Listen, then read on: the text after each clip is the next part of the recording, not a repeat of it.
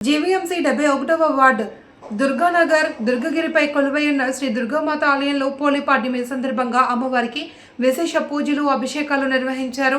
ఆలయ కమిటీ అధ్యక్షుడు ఆకుల అప్పలసూరి పర్యవేక్షణలో అర్చకులు అమ్మవారిని విశేషంగా అలంకరించారు.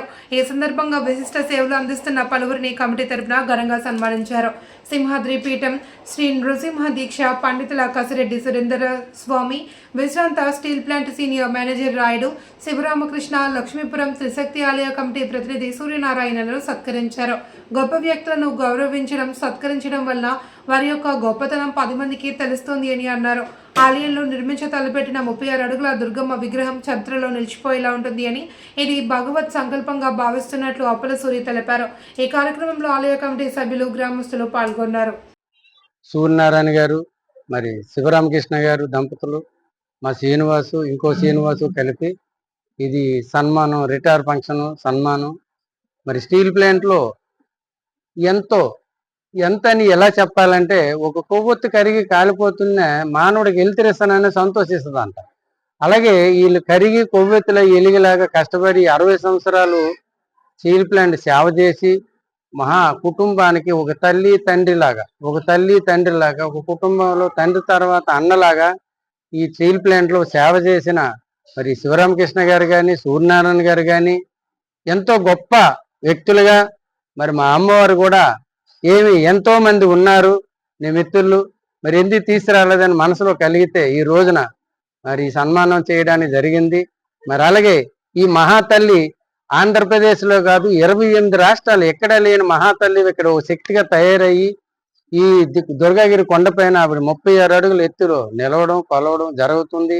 అందుచేత ఈరోజు మా ప్రాణమంటి మిత్రులు కూడా ఈ సన్మానం, ఈ కార్యక్రమం చేయడం మా గ్రామం తరఫున, మా దేవస్థానం తరఫున ఎంతో ఇది. వీళ్ళు ఏంటంటే ముఖ్యసూటిగా టైంకి వెళ్ళడం, మరి చేసే దగ్గరలో కష్టపడి సేవ చేసే కానీ, మాటలో కానీ, గుణగణాల్లో కానీ, ఇందాకే చెప్పాను తల్లి తండ్రి అన్నాను. ఎందుకంటే కుటుంబానికి వీళ్ళు మెయిన్ పిల్లర్లు అంటారు. ఆ పోస్ట్ పోషించి ఈ రోజున ఈ రిటైర్ ఫంక్షన్ చేసి ఈ సన్మానం అమ్మవారి సన్నిధిలో చేసుకోవడం మా అందరికీ కూడా చాలా సంతోషం. సింహాచలం శ్రీ శ్రీ శ్రీ వరాహ లక్ష్మీ నృసింహస్వామి వారి క్షేత్ర సముదాయంలో జన్మించిన మేము శ్రీ సింహాద్రి స్వామి వారి నృసింహ దీక్ష ప్రచారకులుగా గత 2 దశాబ్దాలుగా ఈ ఉత్తరాంధ్ర జిల్లాలలో ప్రచారం చేస్తూ హిందూ ధర్మం వర్ధిల్లాలని కాంక్షిస్తూ, స్వామివారి ఆశీస్సులు అందరికీ అందజేయాలని కాంక్షిస్తూ, అందులో భాగంగా మారుమూల గిరిజన ప్రాంతాలు, అల్లూరి సీతారామరాజు జిల్లాలో 11 మండలాల్లో ఉన్న మారుమూల గిరిజన ప్రాంతాలకు వెళ్ళి అక్కడున్న నిరుపేద గిరిజనులు, టీవీటీజీ గిరిజనులు, పర్టికులర్లీ వర్నలబుల్ ట్రైబల్ గ్రూప్స్ అంటారు, అల్పసంఖ్యాక వర్గాలు, వారికి కట్టుకోవడానికి బట్ట సైతం ఉండదు. స్వామివారి ఆశీస్సులు అందజేయాలని, హిందూ ధర్మం, హిందూ సనాతన ధర్మాన్ని, వారందరికీ గొప్పతనాన్ని, విశిష్టతను తెలియజేస్తూ సింహాచలం స్వామివారి శ్రీనృసింహ దీక్షలలోకెల్లా అతి గొప్పదైన దీక్ష శ్రీనృసింహ దీక్ష.